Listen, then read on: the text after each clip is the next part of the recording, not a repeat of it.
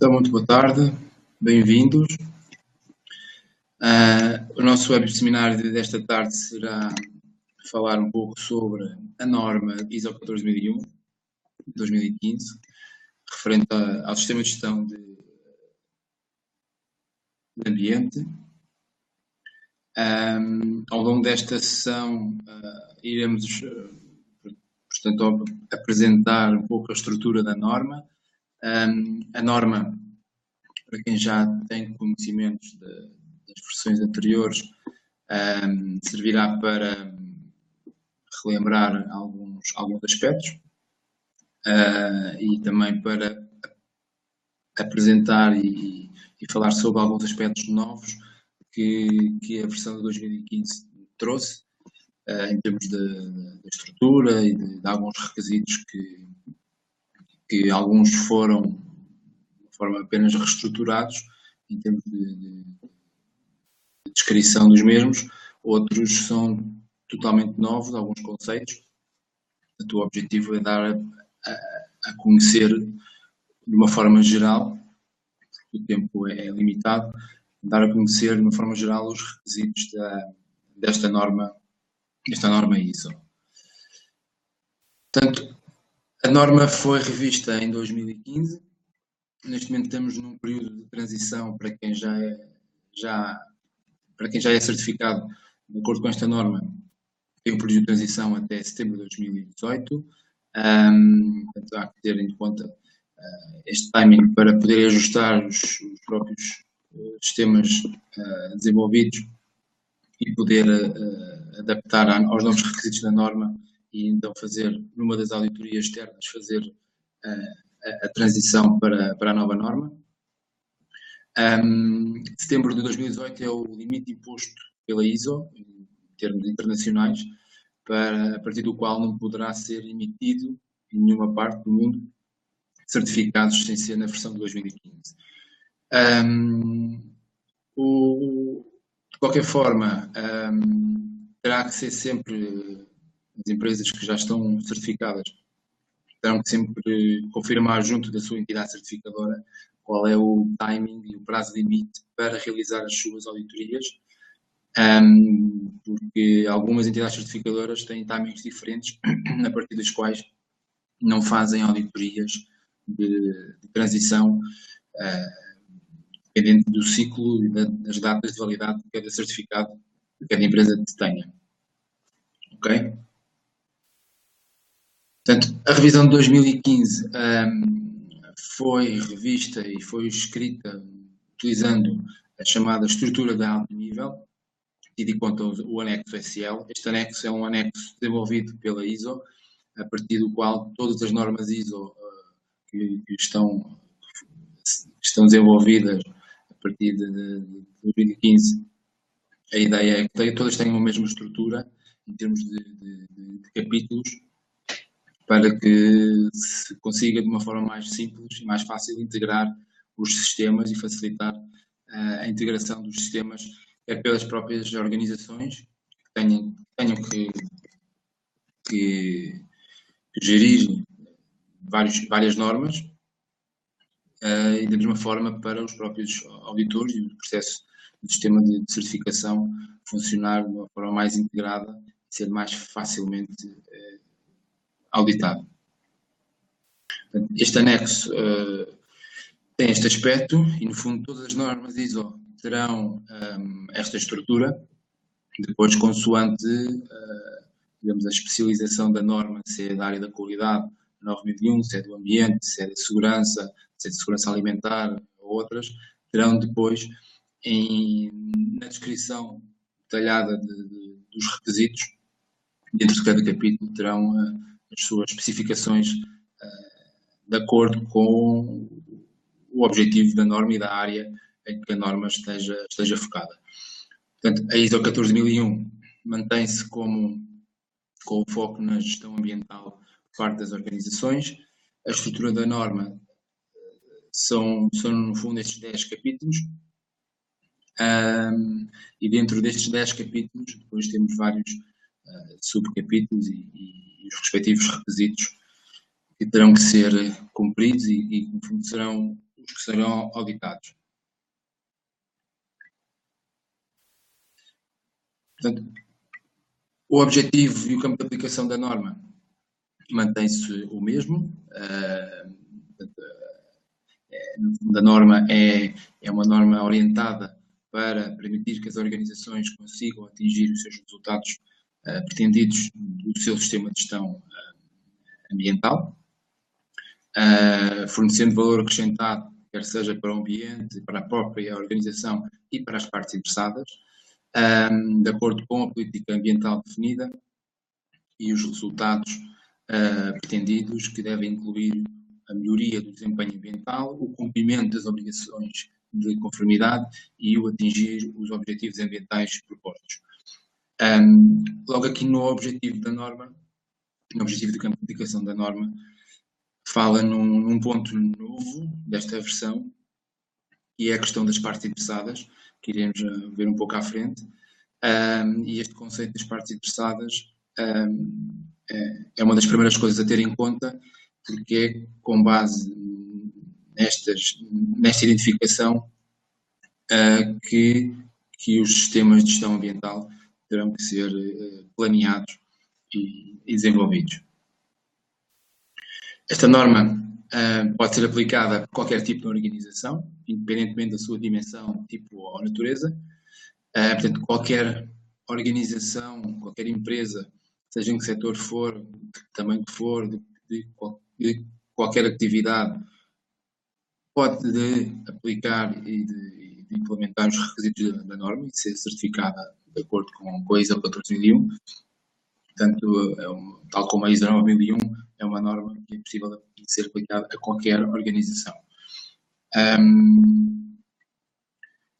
Dentro dos termos e das definições, temos alguns termos que não serão aqui falados ao pormenor, porque são muitos. São cerca de 33 termos e definições, que no fundo ajudam a interpretar alguns requisitos da própria norma.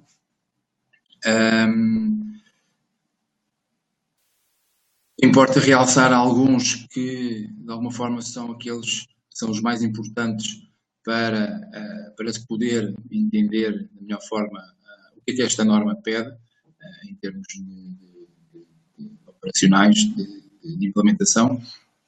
Alguns destes requisitos, para quem já conhece a norma da versão anterior, mantêm-se os mesmos, outros serão novos, e começaremos por falar um pouco sobre o termo e a definição da parte interessada, e que é definida como qualquer pessoa ou organização que pode ser afetada ou considerar-se como sendo afetada por uma decisão ou atividade. E a própria norma dá alguns exemplos, como os clientes, comunidades, fornecedores, reguladores da própria atividade da empresa, organizações não governamentais, investidores, os próprios colaboradores da empresa, os empregados. Portanto, é necessário ter em conta estas partes interessadas, porque todas elas terão requisitos que terão que ser cumpridos por parte da organização, ou requisitos que a própria organização terá que cumprir para poder operar e estar a desempenhar a sua atividade de negócio. Outra definição que interessa também ter em conta é o aspecto ambiental. Este não é um termo novo nesta norma. O aspecto ambiental é um elemento da atividade, do produto ou do serviço que interage ou que pode interagir com o ambiente. Um aspecto ambiental pode causar um impacto ambiental, e um aspecto ambiental significativo é aquele que tem ou pode ter um ou mais impactos ambientais significativos. Os aspectos ambientais significativos são determinados pela organização, aplicando um ou mais critérios.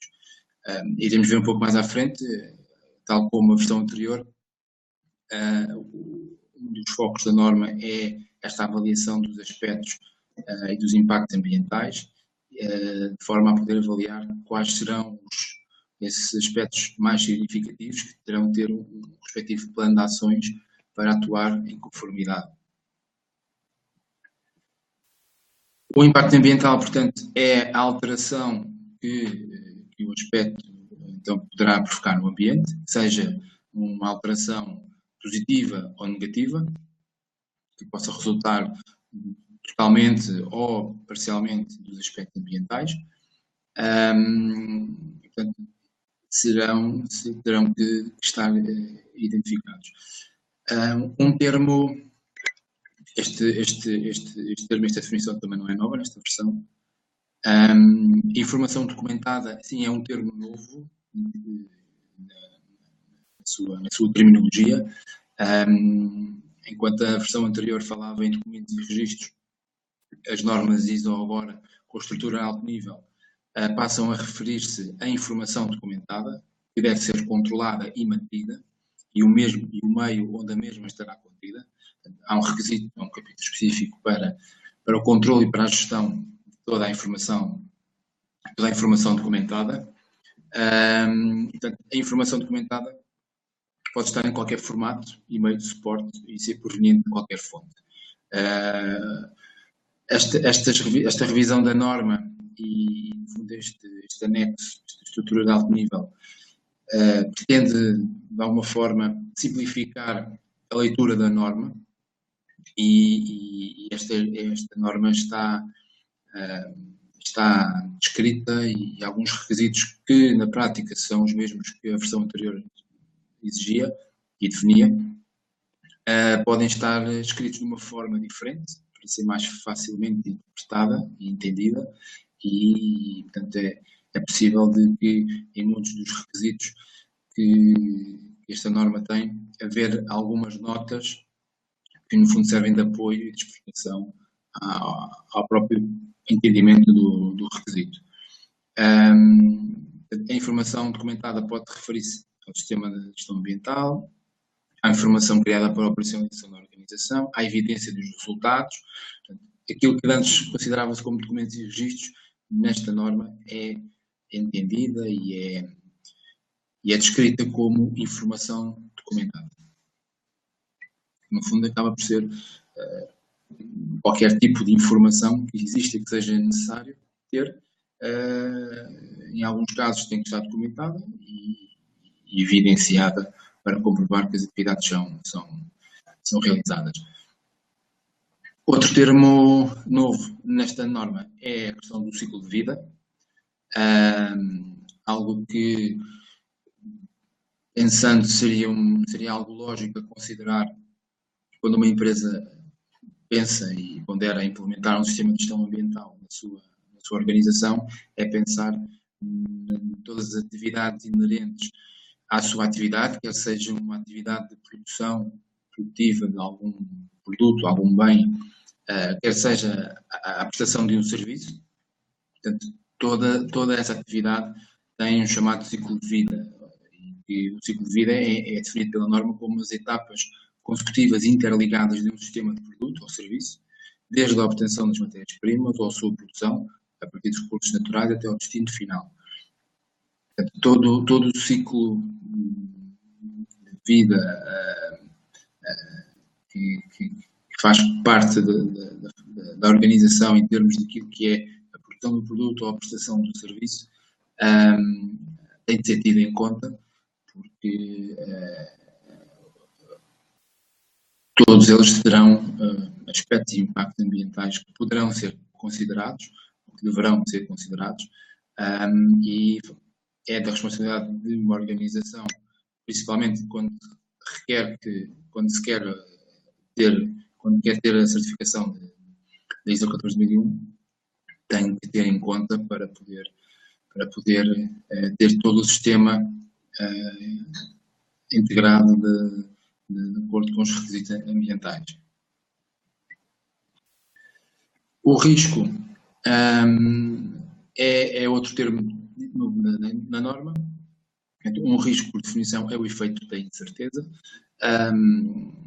Este risco faz parte da estrutura de alto nível e, portanto, é algo que tem que ser tido em conta no planeamento de gestão do sistema de gestão ambientais. Estas definições servem de apoio à interpretação da norma aquilo que são os requisitos auditáveis, propriamente dito, que serão alvo da auditoria e que estão a ser implementados e dar cumprimento, começam, tal como nas versões anteriores, começam no capítulo 4. Portanto, o capítulo 4 da norma acaba por falar no contexto da organização. E dentro do contexto temos subcapítulos que são estes, portanto, o conhecimento da organização e do seu contexto, o compreender as necessidades e expectativas das partes interessadas, determinar o âmbito do sistema de gestão ambiental e o próprio sistema de gestão ambiental. Dentro do contexto, temos que saber e temos que definir, e de alguma forma isto tem que, a informação tem que existir, que a empresa identificou qual o seu contexto em que opera. Apesar da norma não exigir que esteja documentado, a informação tem que existir e tem que ser facilmente evidenciada por parte da empresa. Compreender as partes interessadas no contexto da organização e quais as suas necessidades e expectativas, perceber quem é que nos pode afetar e quem é que nós podemos afetar de alguma forma em relação à área do ambiente. Aqui nunca podemos perder o foco da norma, que é a gestão ambiental, é o ambiente, naquilo que é a parte operacional da empresa e o que a empresa faz e de como é que faz e como é que é constituída, sempre com o foco na atividade, mas dos aspectos ambientais. E dentro do contexto será que haver a envolvência e a análise e a descrição qual é a estratégia da empresa em relação a este contexto, a estas partes interessadas e todos os requisitos que dela advêm. Aquilo que a norma pede é que deve-se determinar essas partes interessadas, que são relevantes, quais são as necessidades e expectativas, isto é, os requisitos dessas partes interessadas, e quais destas necessidades e expectativas se tornam em obrigações de conformidade, ou seja, de obrigações de ter que dar cumprimento obrigatório. As partes interessadas poderão ser, tal como a norma dá como exemplo, clientes, investidores, fornecedores, organismos públicos ou privados, o próprio meio envolvente, e os diversos tipos de expectativas e de requisitos que essas partes interessadas poderão ter, podem ir desde a aquisição de produtos mais ecológicos, preocupações a nível das emissões, distribuição de produtos de forma mais eficiente, etc, etc. Aqui são apenas alguns exemplos poderão ser algumas expectativas e necessidades destas partes interessadas. Estas partes interessadas têm que estar identificadas e, portanto, uma das formas de identificar poderá ser através de um quadro, uma tabela, onde identificamos as nossas partes interessadas que consideramos relevantes e que existem, quais são as necessidades e expectativas dessas partes interessadas e ações que poderão já existir ou que deverão existir no futuro próximo, e isso posteriormente requererá um planeamento adequado para essas ações.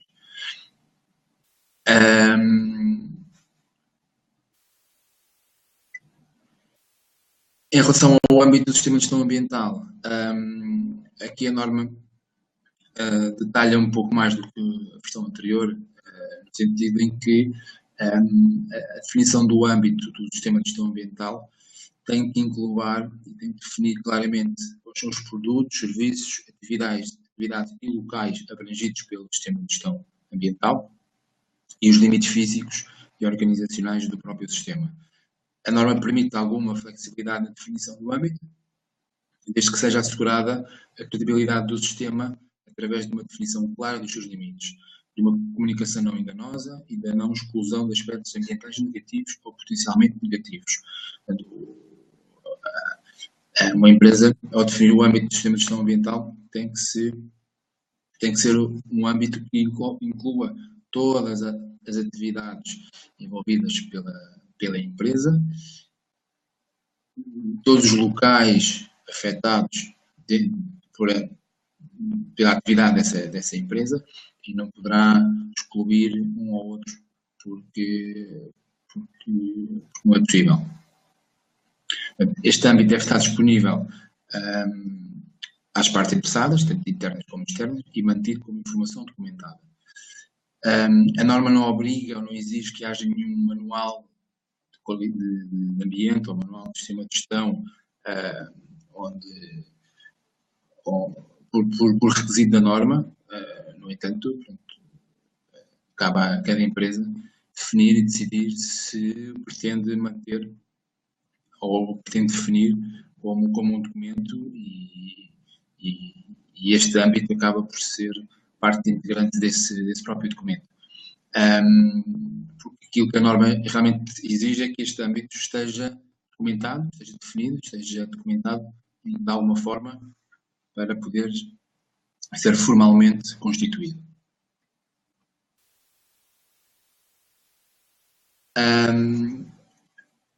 Em termos do requisito do sistema de gestão ambiental, este é um requisito genérico onde obriga a que a empresa estabeleça, documente, implemente, mantenha e melhore continuadamente um sistema de gestão ambiental de acordo com os requisitos da norma internacional e determine a forma como estes requisitos são aplicáveis. Compete a cada organização decidir como cumprir os requisitos da norma e qual o nível de detalhe pretendido. Todo o sistema de gestão ambiental tem de estar estabelecido da forma que a organização achar necessária e adequada, de forma que consiga cumprir com os requisitos que lhe são exigidos.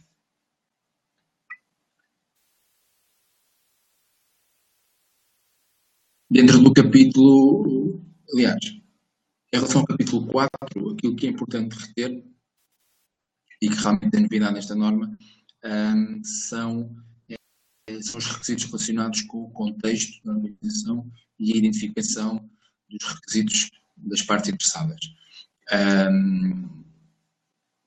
E isso, por si só, o cumprimento destes requisitos vai nos dar logo a orientação de qual é que deverá ser o âmbito do sistema que as partes interessadas, o âmbito do sistema terá que incluir forçosamente todas as atividades e tudo o que tem relacionado com todas as partes interessadas da organização. Ok? Dentro do capítulo 5, temos então a liderança. O capítulo 5, digamos que é um capítulo direcionado para a gestão de todas as empresas. Aqui a estrutura de alto nível mudou o nome ao que chama-lhe agora a liderança, e no fundo é onde se estabelece e onde se definem os requisitos que a gestão de topo das empresas terão que cumprir. E uma das principais operações que sempre foi deste tipo de normas, ISO, e nesta norma, se calhar é mais clara, no sentido em que está, se calhar, mais explícito e escrito de uma forma mais clara nos requisitos, é o compromisso da gestão de topo. É a necessidade de a direção da empresa, os máximos responsáveis da cada empresa, demonstrar o sistema de gestão ambiental e demonstrar a liderança e o compromisso de orientar e apoiar os colaboradores para contribuir para a eficácia. Portanto, aqui não se limita apenas a aprovar a ata de revisão pela gestão, a aprovar os objetivos, a aprovar a política ambiental. Para a norma é importante que se consiga realmente a gestão de topo das empresas que estão envolvidas no processo e têm o conhecimento necessário à gestão ambiental da organização. Porque, em última análise, são eles os responsáveis da empresa e são eles os responsáveis do sistema, apesar de depois de haver outras pessoas a quem delegam algumas responsabilidades na parte operacional e na parte de controlo, etc.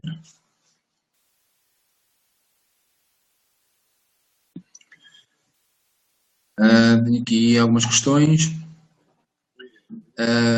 Considero que este ponto será um dos mais complicados a implementar. Este ponto, qual? Liderança? Mais complicados de implementar? Depende do grau de comprometimento que a gestão de topo das empresas esteja disponível para ter. Não digo que seja fácil, mas a norma é uma linha de orientação. A norma é o que idealmente requer. Claro que todos nós sabemos que a realidade é outra, as preocupações também serão outras, mas depois caberá aos próprios auditores das entidades certificadoras concluir se há ou não há o compromisso e o comprometimento necessário por parte da gestão de topo para com o sistema.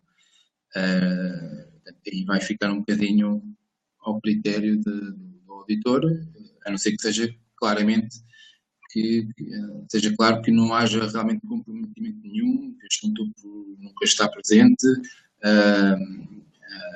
poderá haver um problema no cumprimento deste requisito. Agora, em termos de implementação, poderá ser mais complicado porque requer outro nível de abordagem.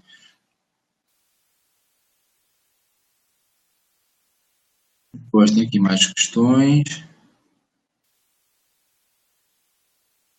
Como se audita este requisito? O requisito 5.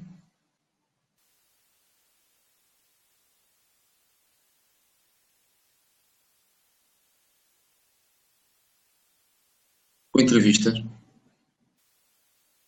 Aqui, este requisito é um pouco transversal a todo o sistema, é perceber realmente se há ou não há evidências do comprometimento, se a própria gestão de topo está presente nas auditorias e se de alguma forma consegue responder a algumas questões para perceber se está por dentro daquilo que é a política, os objetivos,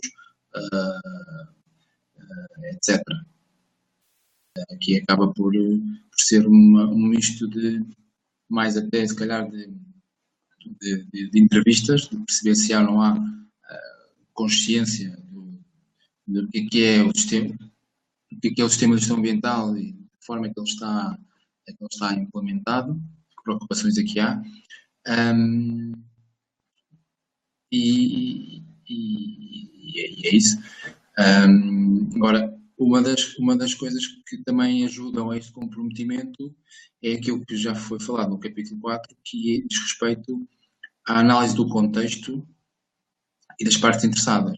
Quem tem de fazer esta análise é a gestão de topo, em conjunto com as pessoas,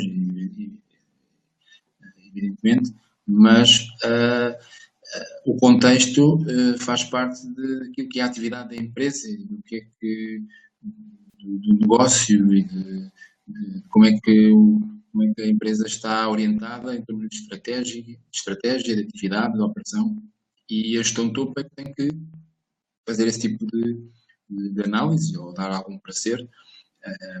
Portanto, aí o facto de ter que fazer isso já demonstra que está envolvida, nem que seja obrigatoriamente, mas já demonstra que está envolvida no processo, porque é a partir daí que depois se traça linhas de ação de forma como se deve operacionalizar o nosso sistema de gestão ambiental e o nosso controle, porque é em função do nosso contexto, é em função das partes interessadas, e é em função também do risco associado, já iremos falar à frente, o risco associado à atividade da empresa.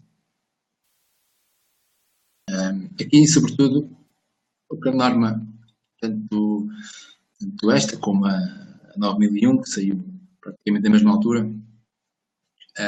o objetivo desta estrutura é dar mais responsabilidade, entre aspas, à gestão de topo, para garantir um maior envolvimento, para evitar que existam, não quer dizer que isso aconteça depois na prática, para evitar que existam os chamados sistemas fantasmas, que são sistemas de gestão que existem só para o auditor e que não trazem benefícios nem mais-valias para a empresa.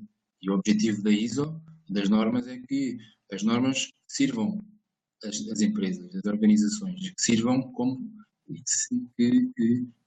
uma ferramenta para ajudar a melhorar a sua atividade, os seus processos, a sua forma de trabalhar. O principal objetivo é sobretudo isso, é tentar que cada vez mais os sistemas se alinhem com a gestão da empresa e com a estratégia da empresa. Isso é que é o objetivo principal. Ok? Portanto, isto é o próprio requisito da norma, onde demonstra qual a necessidade de envolvimento por parte da gestão de topo. A gestão de topo deve demonstrar liderança e compromisso em relação ao sistema de gestão ambiental, assumindo a responsabilidade pela eficácia do sistema de gestão ambiental.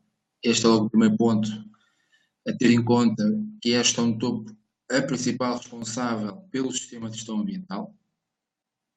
Até na versão anterior da norma, isto era um pouco omisso e na prática isso acabava por ser responsabilidade da direção do ambiente ou do departamento de qualidade de ambiente e no fundo era essa área que tinha que responder.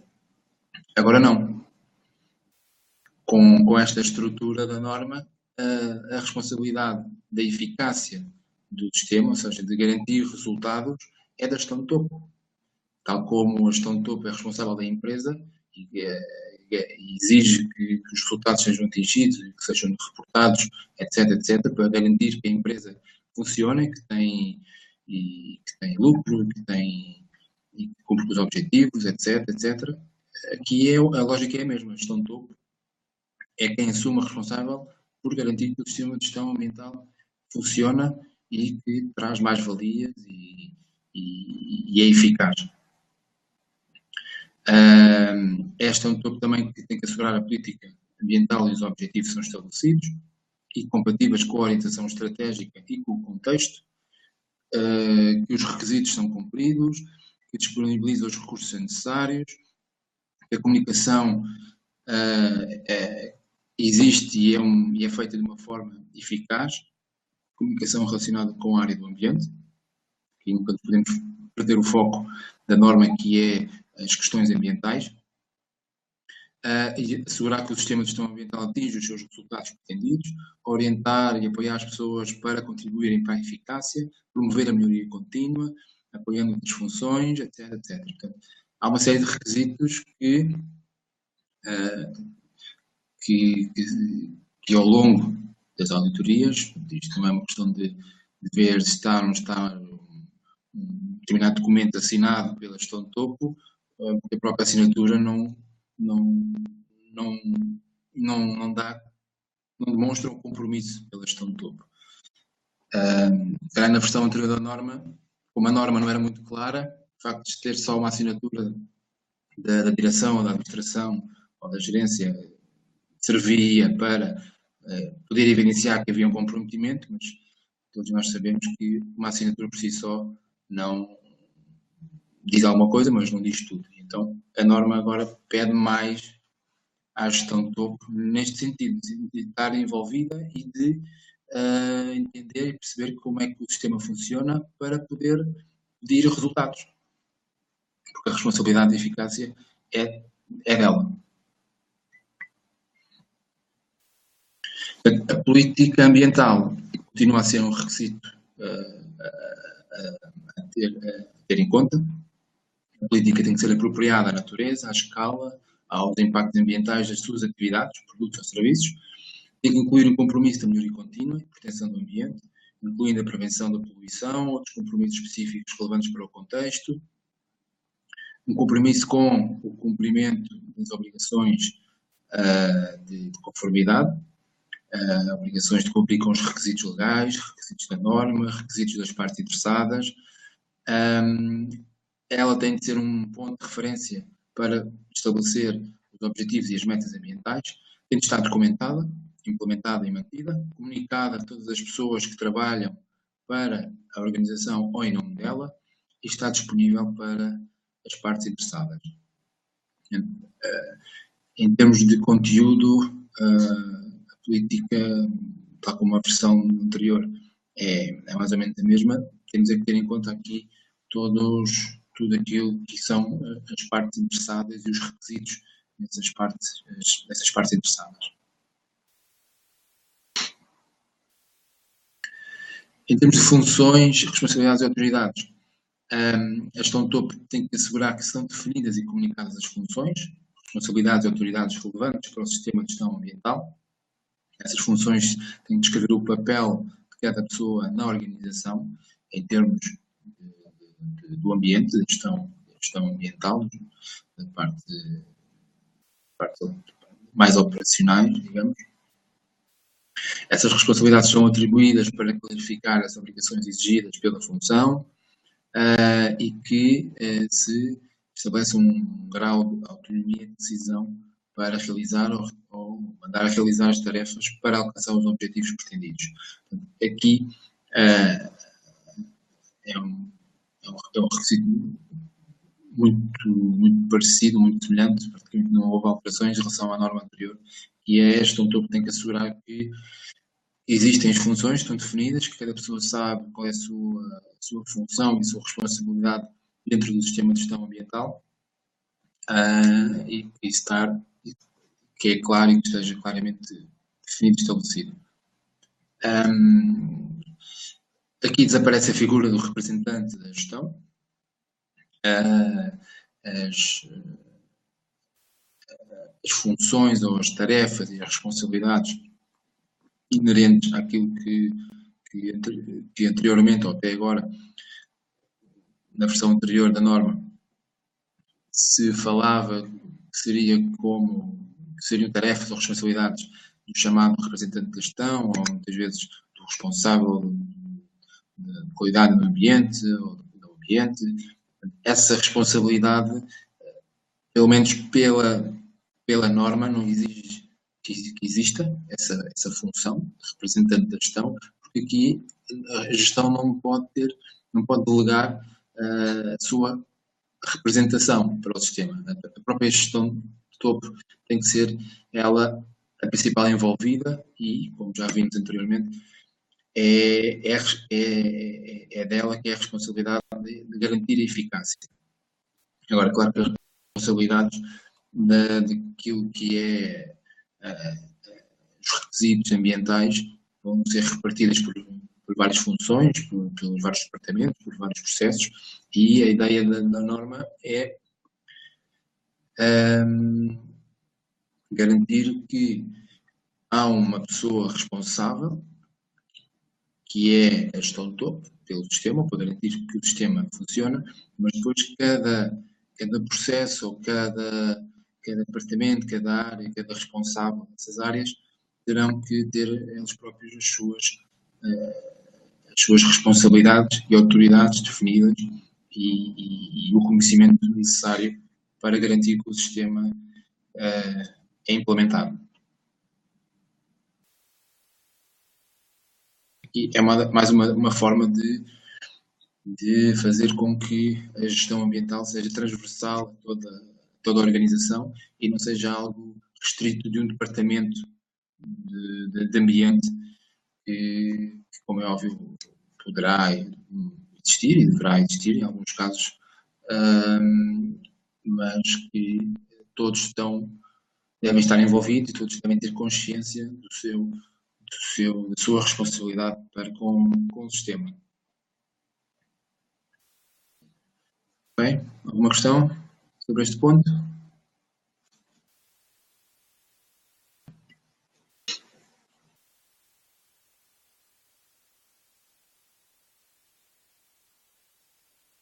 Não?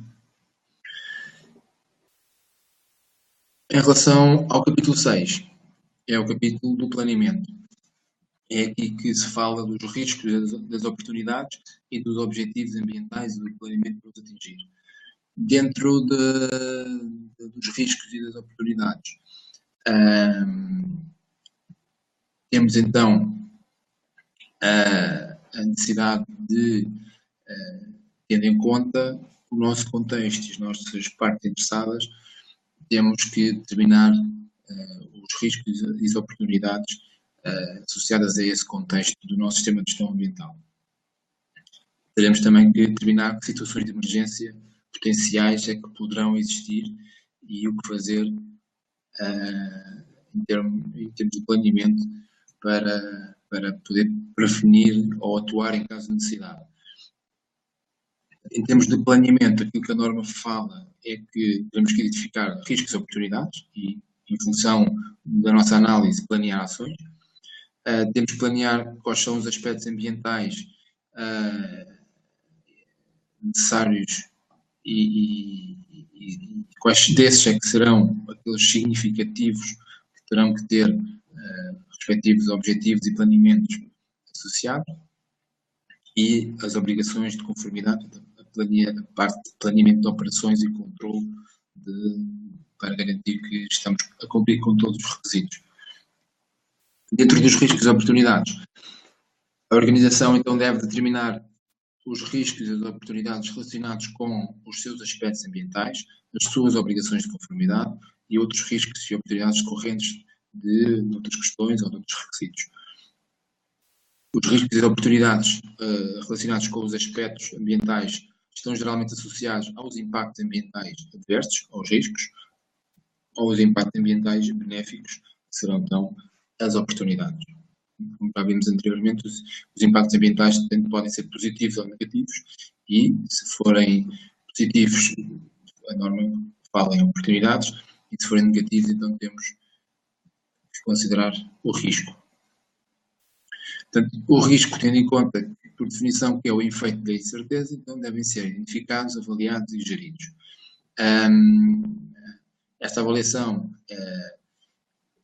apesar da norma não definir nenhuma metodologia, pelo menos considera-se uma avaliação que deverá ser feita com base na probabilidade e na gravidade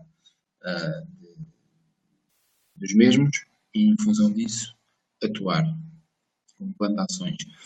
Em termos de riscos, temos de ter em conta vários tipos de riscos, desde riscos humanos, riscos financeiros, riscos ambientais, riscos legais, para ter um enquadramento daquilo que serão os riscos possíveis de existirem.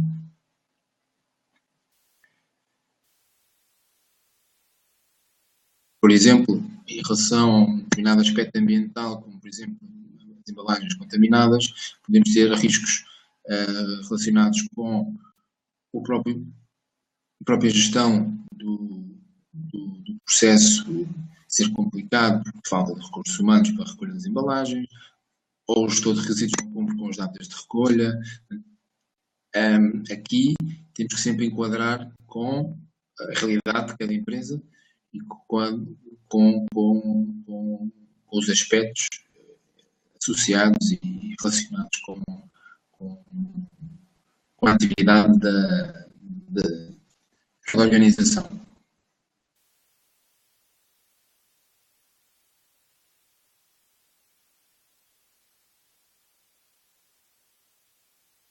Em relação aos riscos e às oportunidades, a norma refere ainda que deve ser identificadas potenciais situações de emergência, incluindo aquelas que podem ter um impacto ambiental. Isto, aliás, já era um requisito da norma da versão anterior, que tinha de ter em conta identificar potenciais situações de emergência, por exemplo, incêndios de campos químicos, inundações, etc. E no qual a organização deve considerar a natureza dos perigos do local, se há produtos inflamáveis, se há técnicos de armazenamento, se há gás comprimido, etc. O tipo e magnitude provável de uma situação de emergência e o impacto da situação na vizinhança, ou seja, no meio envolvente exterior que poderá existir. Portanto, estes riscos e oportunidades têm de ser mantidos como informação documentada. Aqui a norma requer que haja que esteja documentado estes riscos e oportunidades identificados. A identificação dos riscos e das oportunidades normalmente está interligada com a identificação e avaliação dos aspectos ambientais, situações de emergência, requisitos legais, outros requisitos. Não há nenhuma forma de apresentar, pode-se apresentar de diversas formas. Por exemplo, na avaliação dos aspectos ambientais, pode-se incluir um campo que então consideramos e fazemos a nossa avaliação do risco e da oportunidade. Que é talvez a forma mais fácil de interligar a informação toda, já que os nossos riscos e oportunidades têm de estar ligados com os nossos aspectos ambientais. Então, se tiver tudo no mesmo enquadramento, no mesmo documento, melhor ainda. Portanto, os aspectos ambientais têm que ser determinados, aqueles que têm ou que podem ter um impacto ambiental significativo, ou seja, os aspectos ambientais significativos têm que ser obtidos utilizando critérios estabelecidos. Aqui a norma não define, tal como a versão anterior, não define a forma nem o método, nem os critérios que têm que ser considerados para poder avaliar os impactos ambientais. Portanto, é o critério de cada empresa definir quais os critérios em relação à avaliação da significância do impacto ambiental. O que interessa é perceber se há na avaliação global dos vários impactos ambientais, das várias atividades que a empresa tenha, se existe se os critérios são aplicados da mesma forma, de uma forma uniforme, perceber se há lógica na sua aplicação. Esses aspectos ambientais significativos devem ser comunicados aos vários níveis e funções da organização, conforme apropriado. Aqui deixa um bocadinho ao critério da empresa de comunicar ou não quais são esses aspectos ambientais significativos, quer a nível interno, quer a nível externo. Exige que deve manter-se como informação documentada esses aspectos e impactos ambientais associados, os critérios utilizados para determinar os aspectos ambientais significativos e os próprios aspectos ambientais significativos têm de estar documentados. Dentro dos aspectos ambientais, então, temos que entrar em conta com o conceito do ciclo de vida. Este conceito é um princípio novo nesta norma, uma abordagem nova para esta norma, que implica considerar várias fases do ciclo de vida, digamos, daquilo que é o produto ou o serviço prestado pela empresa. Podem ir desde a aquisição de matérias-primas, ao design e desenvolvimento dos produtos, à própria produção, ao transporte, à entrega, ao uso, tratamento de fim de vida e disposição final. O ciclo de vida, no fundo, é entendido como toda a atividade da empresa, em termos de todas as áreas que estarão envolvidas na prestação do serviço ou na produção do produto, quer sejam áreas mais de operação, quer sejam áreas administrativas, e pensando um bocadinho além das fronteiras da atividade da empresa, pode haver atividades dos quais tenham impactos ambientais e, no fundo, de alguma forma, vão estar relacionados também com as partes interessadas da organização, ou podem estar relacionados com as partes interessadas da organização. Para empresas de produto é mais fácil perceber o conceito de ciclo de vida, porque o produto requer matérias-primas, materiais, auxiliares, etc. E tem um produto final, e esse produto final, até ser utilizado, ser consumido, ser gasto, vai ter aspectos ambientais associados, até desaparecer por completo ou não, do ponto de vista ambiental, e, portanto, é mais fácil de perceber este conceito. Para empresas de serviços, é mais difícil de perceber porque não é algo palpável, mas talvez também seja mais fácil de aplicar porque não terá tantas etapas envolvidas e tantas preocupações ambientais, visto que não há nenhum bem, nenhum produto que se vá manter fisicamente como possíveis de aplicar ou de ter aspectos ambientais associados até ao seu período de vida útil.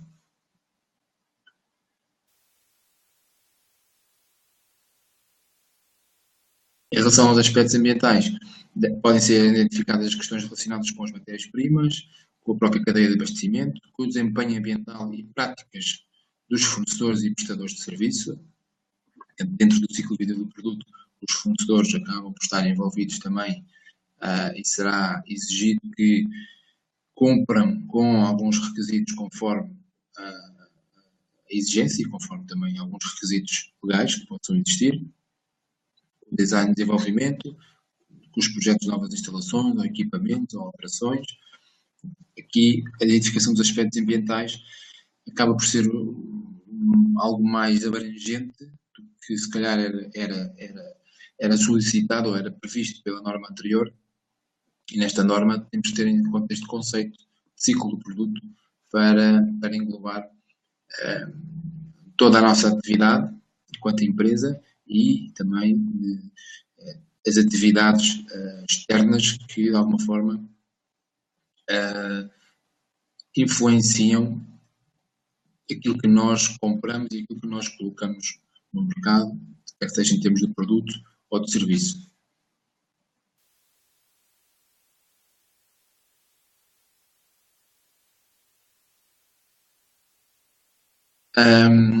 Alguns aspectos ambientais, como exemplo, que tendo em conta o ciclo de vida do produto, em termos de aquisições de matérias-primas, concepção, transporte e entrega, utilização, tratamento de fim de vida, eliminação, a avaliação dos aspectos mais detalhada, tem que se identificar mais etapas, matérias-primas, antes e depois do processo. Aqui, a norma, neste capítulo,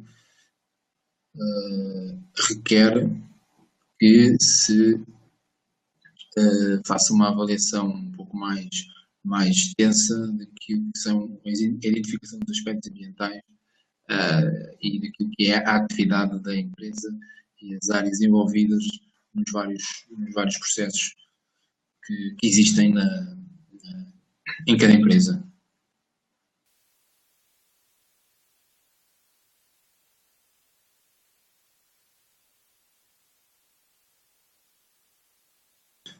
A organização deve, então, comunicar estes aspectos ambientais significativos entre os diferentes níveis e funções da organização, devendo manter a informação documentada, como já referi, dos aspectos de impacto ambientais, da metodologia e dos critérios utilizados para identificar esses aspectos ambientais significativos e quais são esses aspectos ambientais significativos.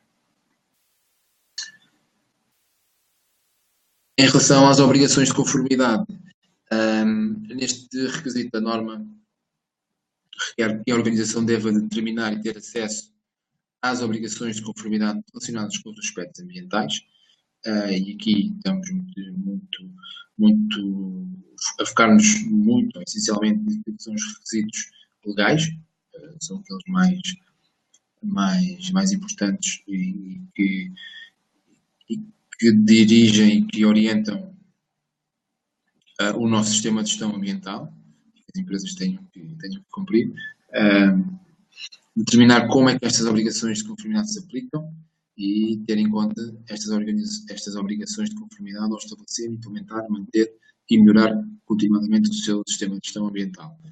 E deve manter informação documentada das suas obrigações de conformidade. E deixa uma nota de que estas obrigações de conformidade podem resultar em riscos e oportunidades para a organização. Em função de toda esta identificação, de aspectos ambientais, de requisitos legais ou outros requisitos que tenham que ser cumpridos, tem de haver os respectivos planeamentos das ações para levar a cabo ao tratamento quer seja desses riscos ou dessas oportunidades que foram identificadas. E então entramos nos objetivos ambientais e no planeamento que vamos atingir, onde estes devem ser estabelecidos e definidos para as funções em níveis relevantes, tendo em conta os aspectos ambientais significativos da organização e as obrigações de conformidade associadas, considerando o seu risco e oportunidades, se existirem. Estes objetivos ambientais têm de ser consistentes com a política, mensuráveis, se possível. Aqui deixo em aberto a possibilidade ou não de serem mensuráveis. Têm que ser monitorizados, comunicados, atualizados conforme apropriado. E tem de haver informação documentada sobre estes objetivos ambientais. Portanto, tal como a versão anterior, chamados planos de gestão, têm de considerar os aspectos ambientais significativos e os requisitos legais ou outros requisitos que a norma chama de obrigações de conformidade, serão requisitos que têm de ser cumpridos, associados ao nosso aspecto ambiental significativo, e tendo em conta o risco e a oportunidade, têm de ser definidos os nossos objetivos. Aqui, essencialmente, o risco vai-nos direcionar para a priorização das nossas ações. Há ações que terem um risco maior, terão que ser tomadas e tidas em conta mais rapidamente, ou primeiro, do que outras que terão um risco inferior ou menor e que poderão passar para o segundo ou terceiro plano. Ao planear esses objetivos, tem que se ter em conta o que é que será realizado, que recursos é que serão necessários, quem é que será o responsável, qual é o prazo de conclusão, como é que esses resultados vão ser avaliados, que incluem indicadores para monitorizar o progresso relativamente ao grau de cumprimento desses objetivos ambientais, tudo associado ao mesmo planeamento das ações para atingir os nossos objetivos ambientais. Continuam a ouvir? Tem aqui alguém a queixar-se de cortes. Aí, nesse aspecto aí não consigo ajudar, isso muitas vezes depende da ligação quer minha, que estou a transmitir, ou quer do vosso lado. Às vezes pode haver algumas falhas. Temos que ter paciência com estas tecnologias. Ok. Dentro do capítulo 7, então temos os recursos. Ahm, Há aqui uma questão de a quem serão comunicados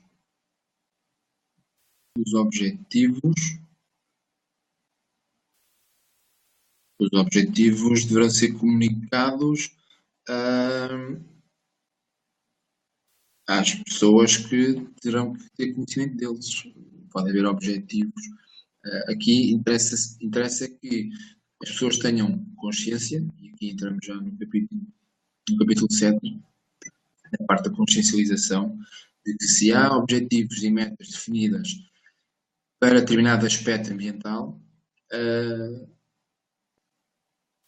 as ações que estarão definidas para dar cumprimento aos objetivos, por sua vez esses objetivos estão relacionados com o nosso aspecto, essas ações vão ter que ser realizadas por alguém, por várias pessoas, inclusive, em alguma área, e essas pessoas têm que ter essa consciência de que terão que fazer alguma coisa para que o objetivo seja cumprido.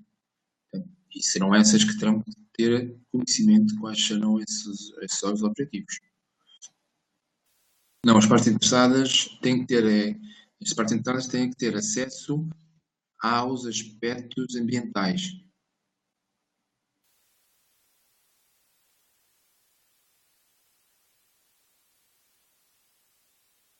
Aqui é mais uma forma de que a comunicação seja clara e qualquer parte interessada consiga perceber quais são os aspectos ambientais que aquela empresa, aquela entidade tem que ter em conta para a sua operacionalidade em termos de requisitos ambientais.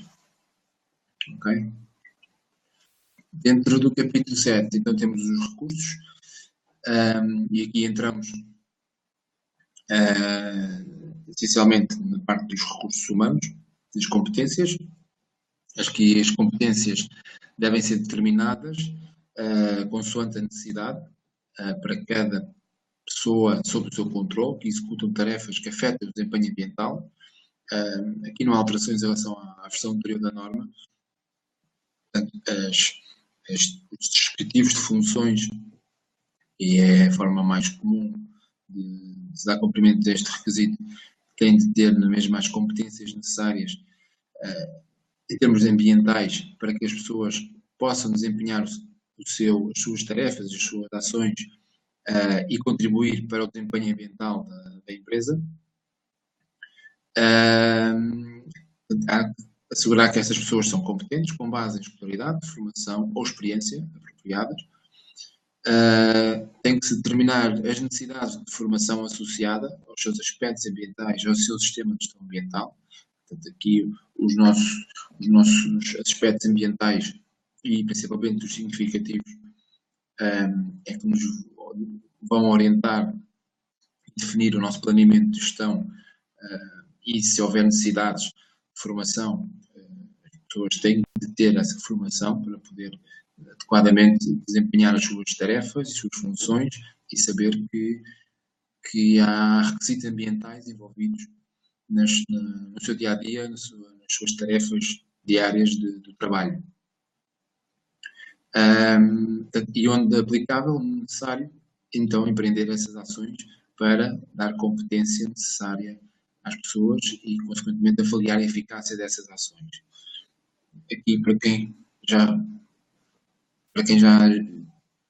faz parte de um sistema de gestão ambiental, quem faz parte de uma empresa já certificada, este requisito já é cumprido, certamente. Portanto, há que garantir as competências necessárias em termos ambientais de todos os recursos humanos da empresa. Temos então um capítulo novo, um requisito novo da norma, que é a tomada de consciencialização, tomada de consciência, onde a norma diz que a organização deve assegurar que as pessoas que realizam um trabalho sob o controle da organização tomem consciência da política ambiental, dos aspectos ambientais significativos associados ao seu trabalho e a sua contribuição para a eficácia do sistema e as implicações do não cumprimento dos requisitos, incluindo incumprimentos legais. Portanto, esta consciência acaba por ser um requisito da norma para obrigar, mais uma vez, que as pessoas estejam envolvidas naquilo que é a gestão ambiental e que saibam que existe uma política ambiental que, mais ou menos em traços gerais, diz tem determinado conteúdo, que há determinados aspectos ambientais significativos associados ao seu trabalho, ou não, poderá não haver, e de que forma que a sua contribuição pode ajudar à eficácia do sistema, nem que seja simplesmente contribuir para a separação correta dos resíduos. No mínimo será esta, e em muitas empresas será isso, no mínimo será esta consciência de que há requisitos legais e há que contribuir para ajudar o ambiente e para ajudar a que a empresa cumpra com todos os requisitos obrigatórios.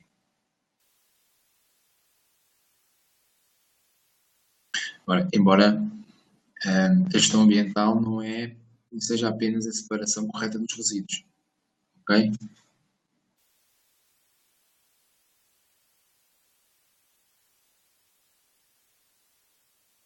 O 7.3 pode ser feito de que forma? Formação, documentação escrita. Sim, aqui não há nenhuma exigência da norma sobre como é que poderá ser feito. Pode ser feito através de formação, através de documentação,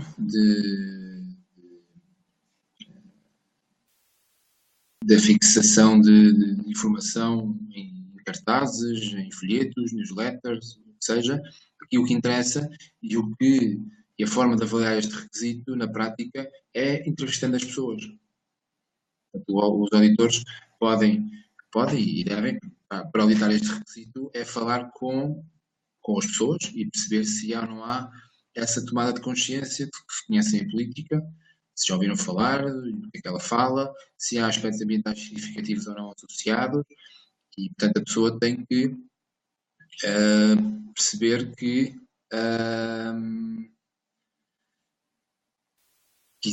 qual é o conceito de política que existe e qual é o conceito de aspecto ambiental para poder perceber do que é que se trata.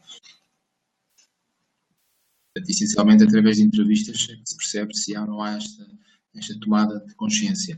Depois, o trabalho por detrás, que é como é que se consegue ganhar essa consciência, é através de formação, de palestras, de sensibilizações, de trabalho constante para ir relembrando todos estes conceitos às pessoas, porque em muitos casos não é, as pessoas, cada pessoa tem o seu trabalho dia a dia e às vezes isto pode cair no esquecimento se não for constantemente relembrado. Porque outra questão de o não cumprimento das regras ambientais da empresa pode ser utilizado para despedimento por justa causa. Sara, aí já não sei, aí não lhe posso ajudar. Se fosse advogado conseguia-lhe ajudar, mas não sou e não sei. Não sei se há base legal para poder realizar isso. E já não sei. Isso teria que ser aconselhado por algum advogado da área da legislação laboral, legislação de condições de trabalho. Aí eles é que poderiam ajudá-la. Aí já não sei, nem me atrevo a dizer nada para não induzir em erro. Ok?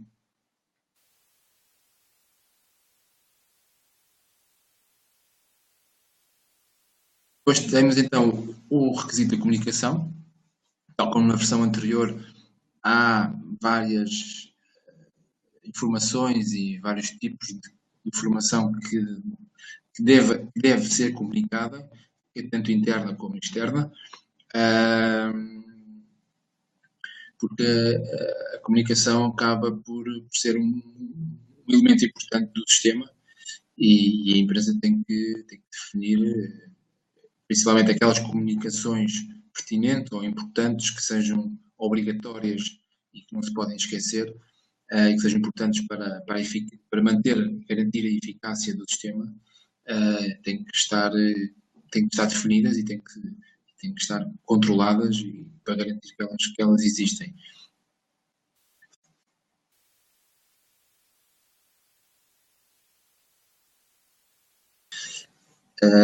Sim, indo voltando agora atrás aí à questão do cumprimento das regras ambientais,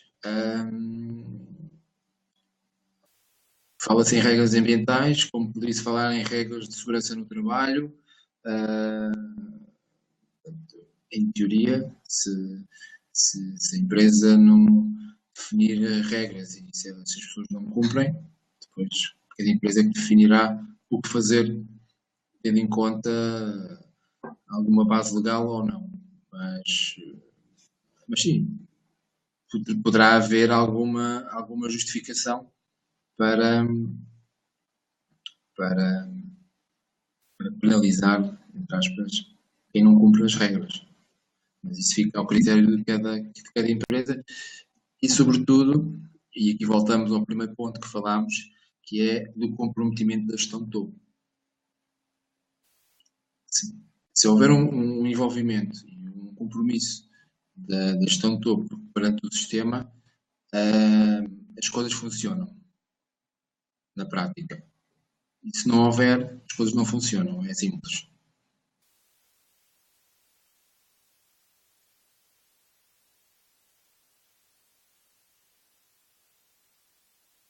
Em relação às comunicações, é necessário manter registro destas comunicações, que são importantes para garantir a eficácia do processo, sejam comunicações internas ou externas, e deve-se ter em consideração pessoas externas que trabalhem dentro da organização e tem que se assegurar que há comunicação adequada em relação à tomada de consciência por parte delas.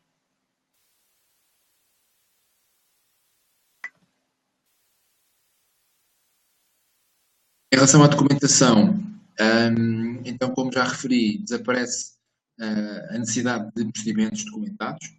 Nesta norma não há a obrigação, tal como existia na versão anterior, de existir um procedimento documentado de controle de documentos, um procedimento documentado de avaliação de aspectos de impactos ambientais, o que seja.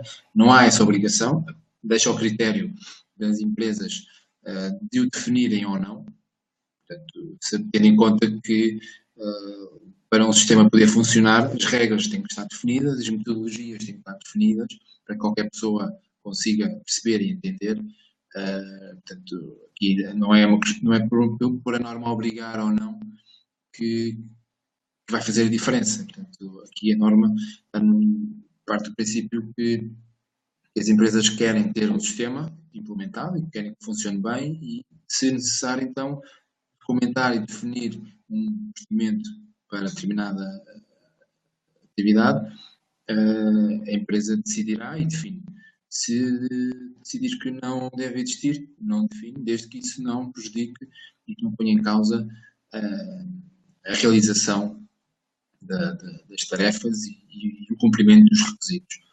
Portanto, desaparece essa necessidade de procedimentos, desaparece os termos de registro, e passa a haver a chamada informação documentada, e é necessário garantir a proteção dessa documentação em termos de confidencialidade, uso inadequado, integridade, o controlo sobre a documentação, no fundo mantém-se o mesmo, simplesmente muda o termo, desaparece o documento, desaparece o registro, e a norma substitui o documento. Quando diz manter a informação documentada, significa que tem que haver algum documento que suporte essa informação. E quando fala em reter informação documentada, significa que tem que ser retido como um registro, como uma evidência de que algo aconteceu, que na versão anterior a norma referia como registro. É só um termo mais genérico, uma mudança de nomenclatura. O controle da documentação mantém-se o mesmo, tem que ser facilmente localizáveis, atualizados, as versões atualizadas têm que estar disponíveis, onde as operações são realizadas, têm que ser elaborados, revistos e aprovados por colaboradores autorizados e previstos para tal. Não é qualquer pessoa que pode elaborar um documento e colocá-lo em uso. Tem que haver um controle na mesma da documentação obsoleta, para evitar que eles sejam utilizados e confundidos com documentos mais atuais. O controle da documentação, na prática, mantém-se o mesmo. O requisito é que ficou diferente na forma escrita da norma.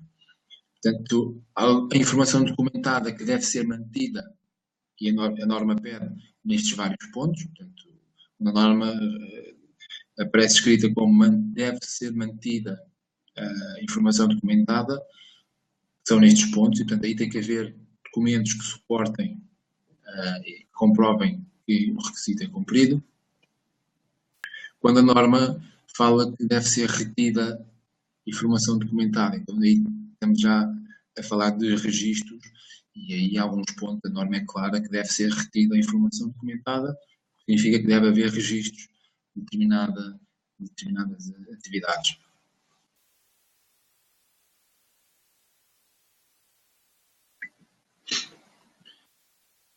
Dentro do capítulo 8, então, temos a operacionalização, o planeamento e controle operacional e a preparação e resposta a emergências. No planeamento e controle operacional, então, devem-se estabelecer processos para controlar os riscos e oportunidades, aspectos ambientais significativos e requisitos legais ou outros. Deve-se controlar as alterações ao sistema e analisar o seu impacto no sistema. Deve-se assegurar que as atividades subcontratadas estão controladas dentro do processo de compras e fornecedores. Aqui para... De qualquer forma, esta apresentação será disponibilizada a quem quiser, para depois poderem ler com mais calma, se assim o entenderem. Dentro do planeamento e controle operacional, então, temos de ter em consideração o tal ciclo de vida.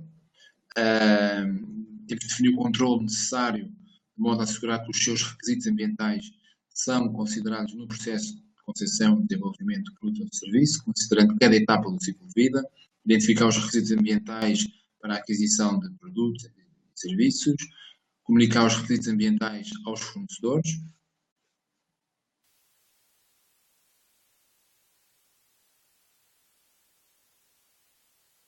Em relação à preparação e resposta a situações de emergência, como já referi anteriormente, a nossa avaliação e definição de objetivos e identificação dos aspectos ambientais, temos que considerar também as potenciais situações de emergência e, portanto, para essas situações temos que implementar e manter os processos, os procedimentos necessários de como atuar caso a potencial situação de emergência se concretize.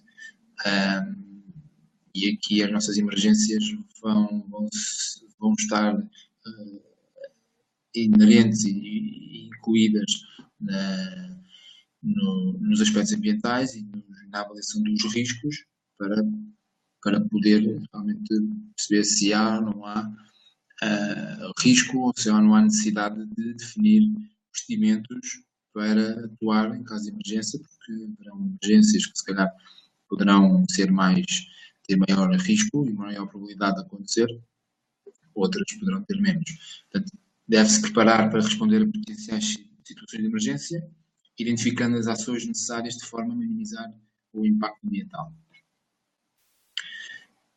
Essa emergência é necessário ser avaliada periodicamente, é necessário haver os simulacros, aqui mantém-se essa necessidade, tal como na versão anterior, para avaliar a capacidade de resposta perante situações de emergência. Portanto, há que planear e realizar simulacros com o respectivo registro e análise. E ter em conta, caso existam, os serviços subcontratados nas situações de emergência. Lá está, tendo em conta o conceito de ciclo de vida, os serviços subcontratados não podem ser deixados de parte porque fazem parte da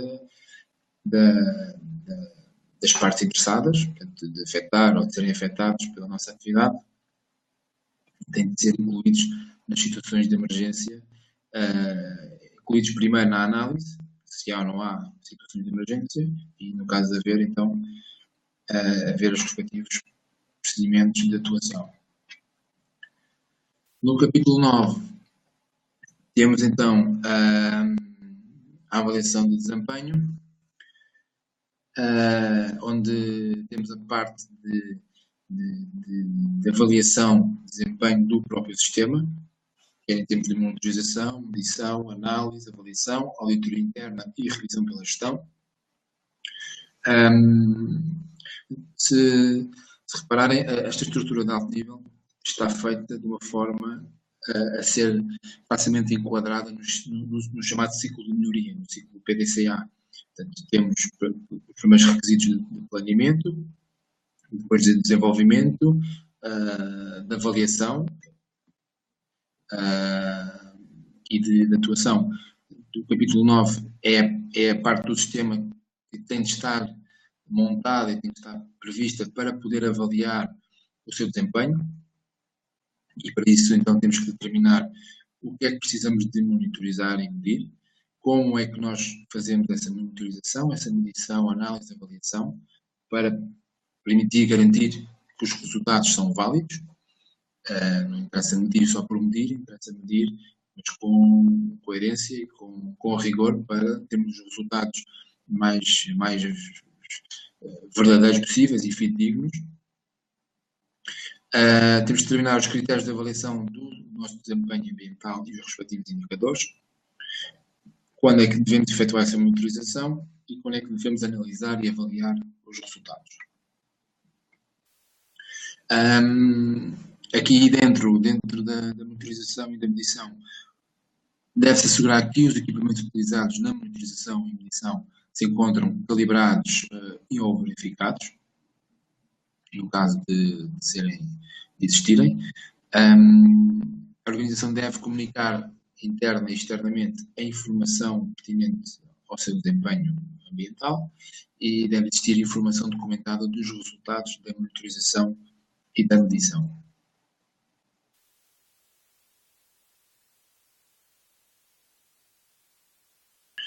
Dentro da avaliação da conformidade, então, temos, tal como na versão anterior, a necessidade de ter um processo para avaliar o cumprimento das nossas obrigações de conformidade, e aqui estamos a falar da chamada avaliação da conformidade legal.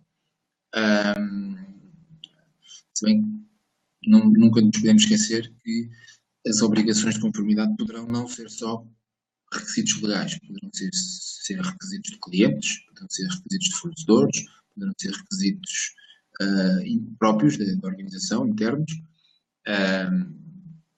No entanto, sabemos que na área do ambiente a legislação é o grande foco de todos os requisitos. A maior parte dos requisitos estão definidos em legislação e acaba por muitas vezes ser só os requisitos legais, mas tenham atenção que poderão não ser os únicos.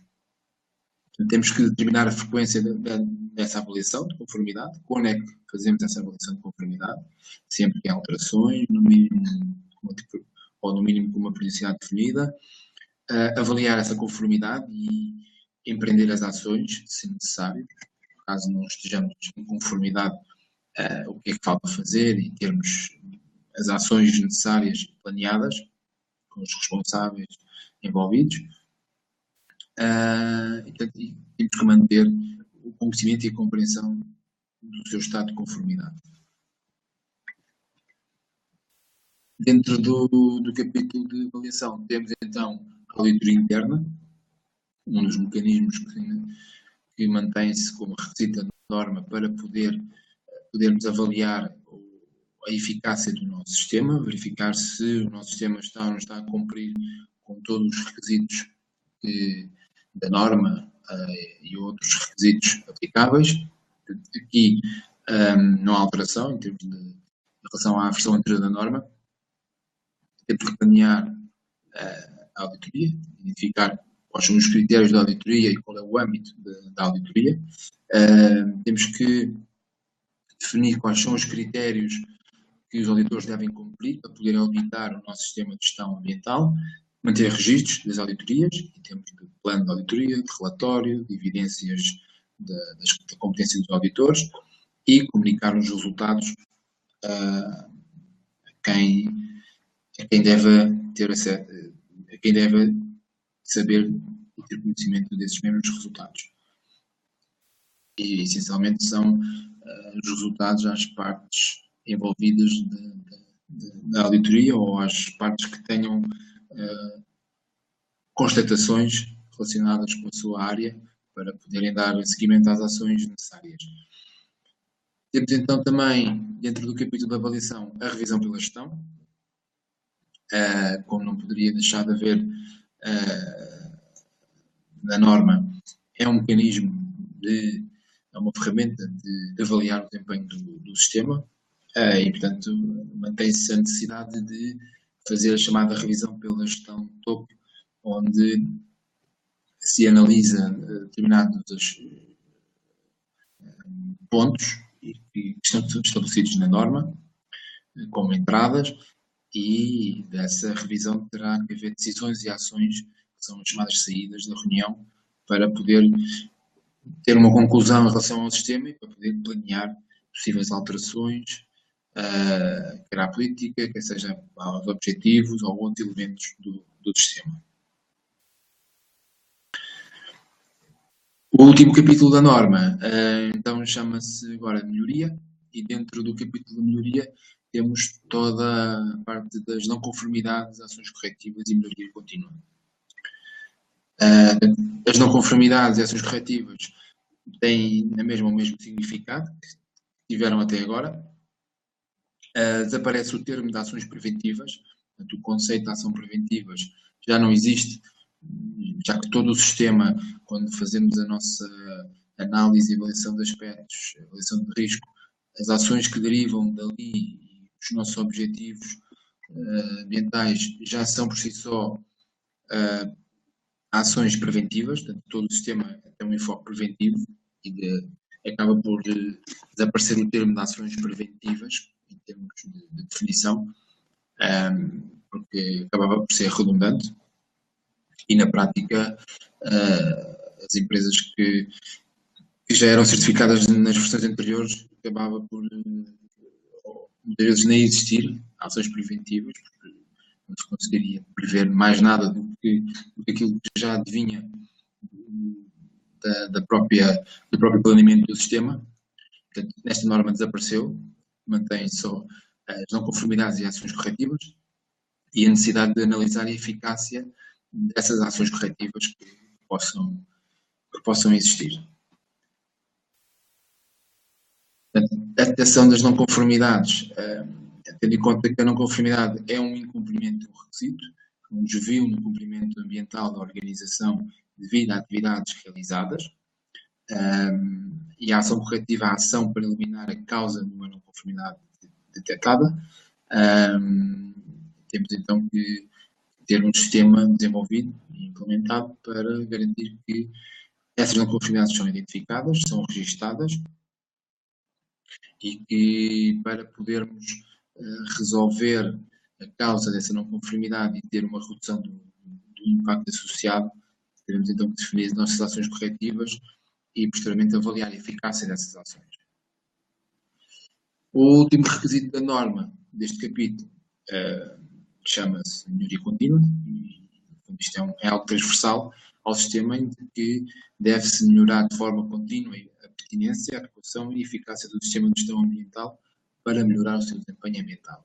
É um requisito muito genérico, mas que no fundo traduz todo o objetivo do sistema de gestão ambiental, que é de procurar a melhoria contínua do desempenho ambiental da organização e dentro dos mecanismos e das ferramentas que a norma propõe, os resultados têm que ser analisados e avaliados e tomar as ações adequadas e desta forma estamos a contribuir e a promover a chamada melhoria contínua do nosso sistema de gestão ambiental.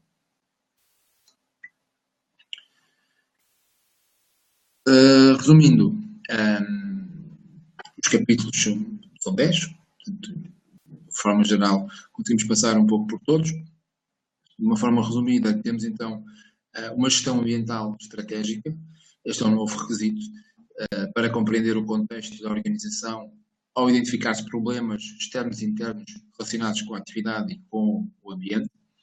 A liderança, é adicionada uma nova cláusula com responsabilidades específicas para a gestão de topo e para que esta expresse a sua liderança e compromisso com a gestão ambiental. A gestão de topo pode delegar a outras pessoas a gestão diária e muitas responsabilidades dentro do sistema de gestão ambiental, mas é ela que é responsável pelo próprio sistema, ela tem que garantir que o sistema funcione e que é eficaz, como já foi referido. A proteção ambiental, a política ambiental deve incorporar um compromisso com a proteção do meio ambiente, que inclua a prevenção da poluição e outros compromissos, tais como o uso sustentável de recursos, mitigação e adaptação de mudanças climáticas, proteção da biodiversidade, dos ecossistemas. No desempenho ambiental, o foco principal é melhorar o desempenho relativo à gestão de questões ambientais. A organização deve decidir os critérios de avaliação do seu desempenho ambiental, usando os indicadores mais corretos para poder ir controlando e avaliar esse desempenho. O ciclo de vida, que é necessário entender o controle e a influência dos seus impactos ambientais, desde a aquisição, a produção de matérias-primas até ao tratamento dos resíduos. Isto não resulta da necessidade de realizar uma chamada avaliação de ciclo de vida. No entanto, a organização deve e precisará de levar em consideração os estágios, as etapas dos produtos ou dos serviços que podem ser controlados ou influenciados por si. Os riscos e as oportunidades. Portanto, há um requisito específico para demonstrar como é que os riscos e oportunidades devem ser geridos dentro da organização. É preciso demonstrar que se estabelece vínculos entre as questões ambientais e o desenvolvimento do negócio, a atividade da empresa e a gestão do ambiente, como referi no início, a ideia é que sejam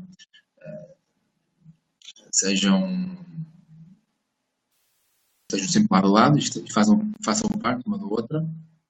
A comunicação, há que decidir sobre a comunicação externa em relação a ter em conta as suas obrigações de conformidade. A documentação passa a existir o termo informação documentada em vez dos termos documentos e de registros.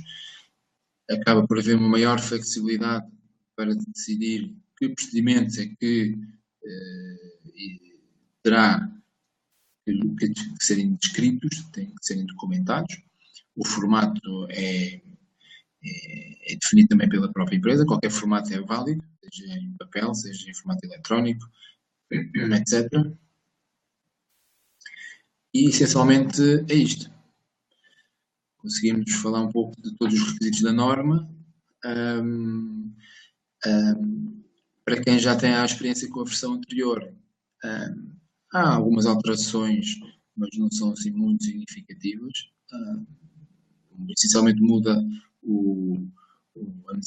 alguns aspectos de foco para que o sistema tenha uma abordagem mais abrangente e sobretudo, a gestão de topo esteja o mais envolvida possível.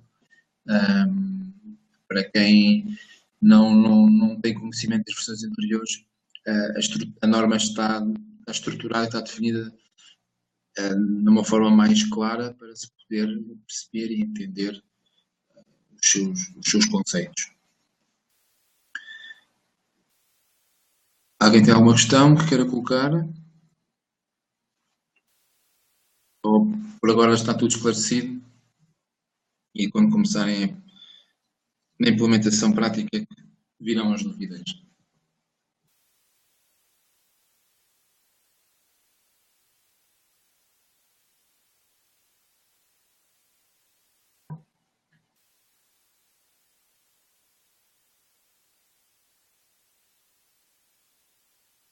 uma questão. Em relação às boas práticas ambientais da empresa, como posso considerar aspectos que não sejam monitorizados?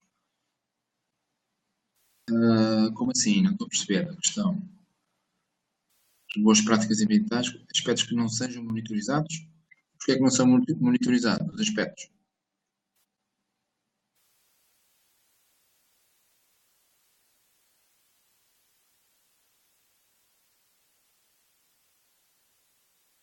A monitorização dentro do sistema de gestão ambiental tem de ser sobre os aspectos que tenham sido identificados na avaliação dos aspectos ambientais.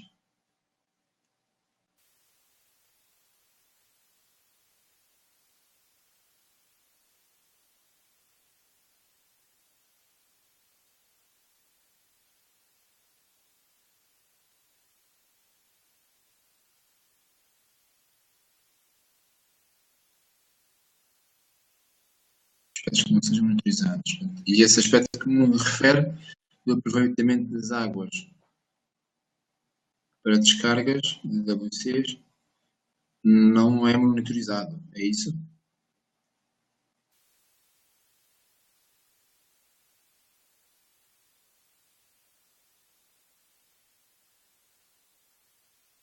Mas há necessidade de ser monitorizado? Que é a única monitorização que deveria existir, é garantir que realmente há esse aproveitamento.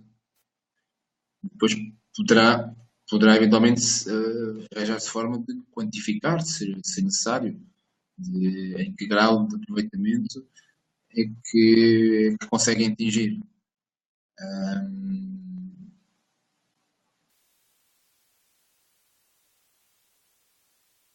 Agora, tudo dependerá da vossa avaliação. Não tenho, sem saber o contexto e a atividade da empresa, poderemos estar a falar de um aproveitamento de águas, porque tendo em conta que há um grande volume, ou não. Portanto, se for considerado um significativo e que seja importante para, como um aspecto positivo, aproveitar a água em determinado volume para evitar que seja, que seja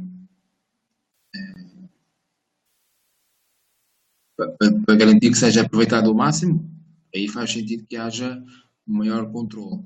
Mas se não, não.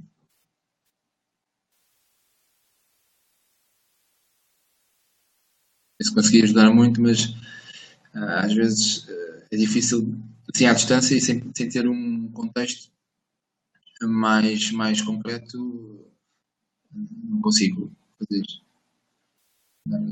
dar as informações.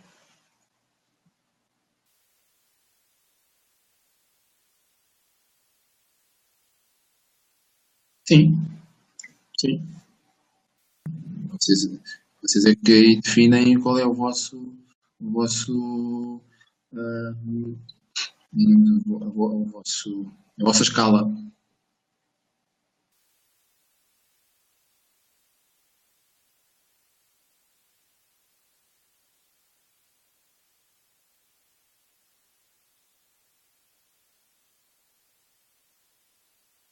Sim, exatamente.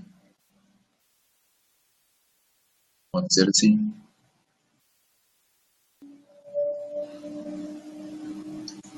Tem que ter sido em conta, depois é tudo o que seja medido tem que ter um grau de confiança dessa medição. E essa confiança muitas vezes já é conseguida com aparelhos, e esses aparelhos tenham que ser calibrados ou verificados de alguma forma.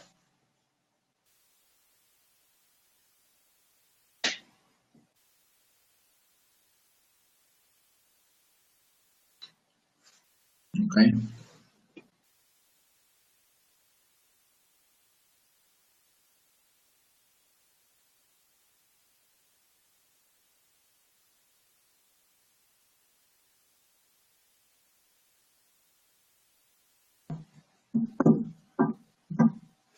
Mais alguma questão?